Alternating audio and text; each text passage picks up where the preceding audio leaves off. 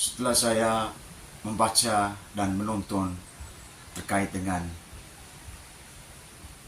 proses pendidikan dari zaman kolonial hingga saat ini, ada beberapa poin penting yang bisa saya refleksikan. Yang pertama, bahwa pendidikan pada zaman kolonial sungguh sangat tendensius, di mana masyarakat Indonesia tidak semua bisa mengakses pendidikan, tetapi orang-orang tertentu yang akan digunakan oleh bangsa kolonial atau dalam hal ini VOC untuk kepentingan mereka. Dan dampak negatif dari tindakan ini menimbulkan diskriminasi yang sangat mengganggu dan bisa menimbulkan polarisasi dalam kehidupan bermasyarakat. Proses pendidikan zaman kolonial tentunya merupakan suatu gambaran di mana pendidikan itu hanya berlaku pada orang-orang tertentu. Tetapi di balik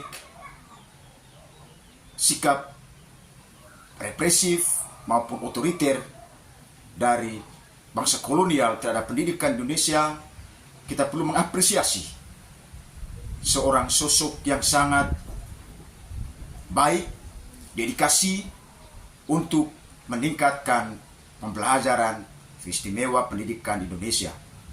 Beliau adalah Ki Hajar Dewantara yang sungguh-sungguh peduli terkait dengan masa depan anak-anak Indonesia.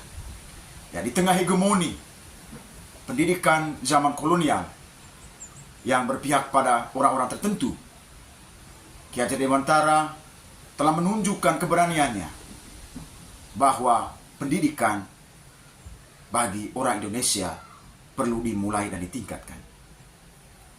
Hal inilah yang membuat saya merasa terkesan dengan sosok Ki Hajar Dewantara. Ya, meskipun dia berulang kali diasingkan, tetapi dia tetap memiliki tekad yang bulat ya, untuk mengembangkan pendidikan Indonesia. Ya, setelah melihat bagaimana pemahaman Ki Hajar Dewantara terkait dengan pendidikan yang ideal bagi pembelajaran saat ini, saya secara pribadi meyakini bahwa refleksi dan filosofi dari Ki Hajar Dewantara ini sangat baik melihat konteks kita saat ini. Ya. Di tengah kemajuan teknologi yang sangat pesat, peserta didik tidak hanya beradaptasi dengan perkembangan zaman, tetapi peserta didik juga harus melihat bagaimana kebudayaan setempat tempat di mana mereka lahir dan dibesarkan.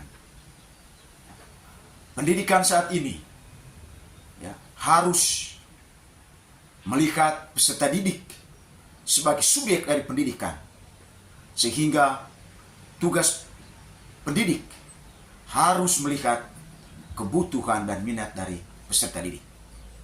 Hal inilah yang perlu kita tumbuhkan dalam proses pembelajaran dewasa ini.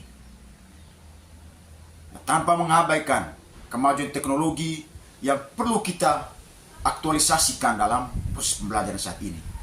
Akan tetapi perlu kita sadari bahwa pendidikan yang ideal adalah pendidikan yang akan bermuara pada kebahagiaan peserta didik. Oleh karena itu, para pendidik dewasa ini tentu harus merancang, mendesain pembelajaran yang berpusat pada peserta didik yang bisa mengakomodir segala kebutuhan dan minat peserta didik.